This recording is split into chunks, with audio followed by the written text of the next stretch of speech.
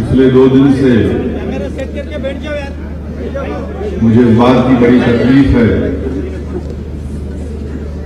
और बहैसियत एक हिंदुस्तानी के इस मुल्क के एक बाइज़्ज़त शहरी के तौर पर मुझे चीज बड़ी सता रही है, तकलीफ पहुंचा रही है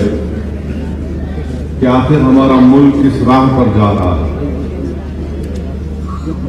मेरे भाई, आप और हमने इस चीज को देखा कि कैसे हमारी सरहद पर मुतैन एक बीएसएफ का सिपाही जिसका नाम तेग बहादुर है, उसने तकलीफ और मजबूरी का अपना इजहार किया है। जो शख्स -5 डिग्री 10 डिग्री में ठहरकर हिंदुस्तान की सरहदों की हिफाजत कर रहा है, वो जवान, वो कितना मजबूर और बेबस होकर अपना वीडियो हिंदुस्तान की आवाम के सामने रखता है। अजीबोगरीब हालात इस मुल्क के हैं हमारे कि बीएसएफ का जवान एक वीडियो दिखाता है और वीडियो में ये बात दिखाता है कि जो हमारा जवान सरहद की हिफाजत कर रहा है, जो 11 घंटे की 12 घंटे की ड्यूटी करता है, उसको भारत सरकार नाश्ते में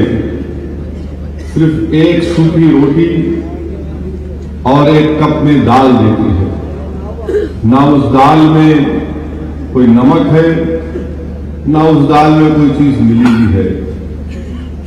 और फिर दोपहर का खाना उसको नहीं मिलता।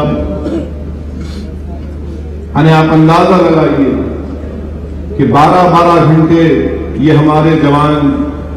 इस मुल्क की सरहद पर हिफाजत करते हैं। हमारे मुल्क के प्रधानमंत्री, वजीर आजम जो बड़ा क्रेडिट ले लिए थे सर्जिकल स्ट्राइक के ऊपर, मजलिस इत्तेहादुल मुस्लिमीन ने भी सर्जिकल स्ट्राइक का खैर मुकद्दम किया, मगर सवाल ये पैदा होता है कि एक जवान इतना बेबस और मजबूर क्यों हुआ कि उसको अपना वीडियो लेकर सोशल मीडिया पर डालना पड़ा, और वो ये कह रहा है कि हमको जो चीजें मिलनी चाहिए वो चीजें नहीं मिलती। तो फौरन बड़े बड़े ओहदेदार हुकूमत की तरफ से, बल्कि मोदी सरकार के मिनिस्टर ने कहा कि इस पर तबसरा मत करिए, आप तबसरा करेंगे तो इसका नेगेटिव असर पड़ेगा, फोर्सेस का मोराल डाउन हो जाएगा। सवाल ये पैदा होता है कि हमारे जवान का मोराल या उसके हौसले, उसमें अगर पस्ती पैदा हो रही है तो इसकी जिम्मेदार भारत सरकार है,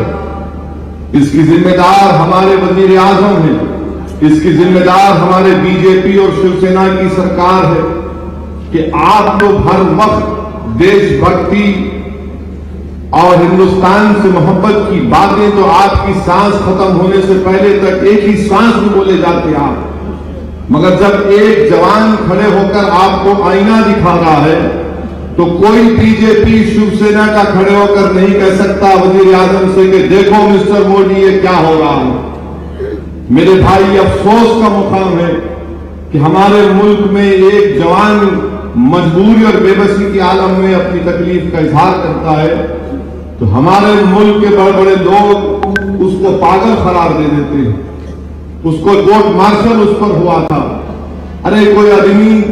सर्दी में बर्फ में खड़े होकर हमारी सरहद की हिफाजत कर रहा है और हमारे मुल्क में हुकूमत करने वाले बीजेपी और शिवसेना की सरकार कुछ नहीं कर सकती उन लोगों के बारे में। मैं आपको बड़ी जिम्मेदारी के साथ बता रहा हूं कि चाहे पुलिस फोर्स हो, चाहे आर्मी हो, चाहे सीआईएसएफ हो, चाहे सीआरपीएफ हो, चाहे रैपिड एक्शन फोर्स हो, इन तमाम फोर्सेस में किसी भी जवान की इज्जत नहीं की जाती सिवाय अफसरों की इज्जत की जाती। ये मिजाज को तब्दील करना पड़ेगा।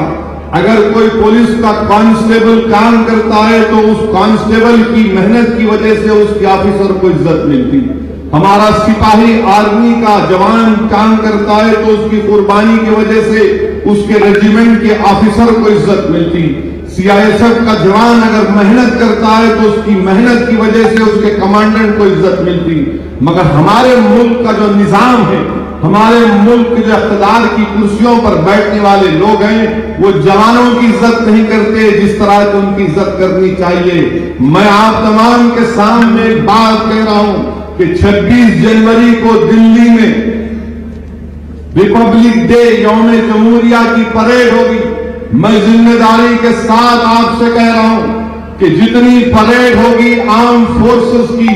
या पैरामिलिट्री फोर्सेस की, वो तमाम के तमाम लोग प्राइवेट टेलरों के पास जाकर अपने कपड़े सिला कर आते। अरे शर्म करो हुकूमत करने वालों, देशभक्ति का नाम लेने वालों, तुम पानी में डूब मरो जाओ, तुम पानी में डूब मरो जाओ। सत्रामधले पॅरिसर असदुद्दीन